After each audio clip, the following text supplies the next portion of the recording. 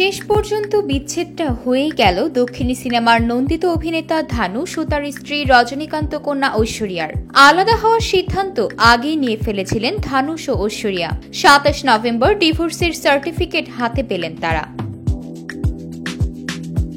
২০২২ সালে ধানুষ টুইটারের মাধ্যমে প্রথমেই জানান ১৮ বছর ধরে তাদের একসঙ্গে পথ চলা, কোনো সময় বন্ধু হিসেবে, কোনো সময় মা বাবা হিসেবে, এছাড়া সবসময়ই একে অপরের শুভাকাঙ্ক্ষী হিসেবে পাশে ছিলেন তারা। তাদের এই সময়ের বোঝাপড়ার ভ্রমণটাও দারুণ ছিল। তবে তারা এমন এক পথে হাঁটছেন যেটা তারা নিজেরাই সিদ্ধান্ত নিয়েছেন। তারা মূলত বিচ্ছেদের পথে হাঁটছেন আর বোঝাপড়ার জন্য সময়ও নিয়েছিলেন তারা বলে জানান অভিনেতা। তাই দয়া করে তাদের এই সিদ্ধান্তকে সম্মান করার জন্য ভক্তদের আহ্বান জানান তিনি। পরবর্তী সময়ে ঐশ্বরিয়াও একই রকম বার্তা ইনস্টাগ্রামে পোস্ট করেন।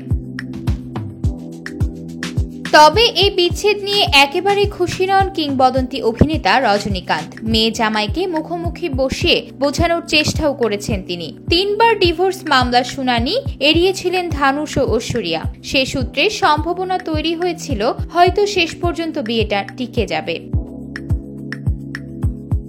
কিন্তু গত বৃহস্পতিবার আদালতে হাজির হয়ে নিজেদের সিদ্ধান্তের কথা জানিয়ে দেন তারা। সেই মতোই আজ ডিভোর্সের ফয়সালা হাতে পেলেন দুজন। ২০০৪ সালে বিবাহ বন্ধনে আবদ্ধ হন তারা। তখন ঐশ্বরিয়ার বয়স ছিল ২৪ আর ধানুষের মাত্র ২১। তাদের দুই ছেলে ইয়াত্রা ও লিঙ্গা জন্ম নেয় ২০০৬ ও ২০১০ সালে।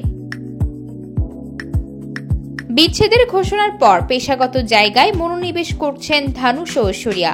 পরিচালক হিসেবে লাল সালাম সিনেমা দিয়ে কাজে ফিরছেন ঐশ্বরিয়া।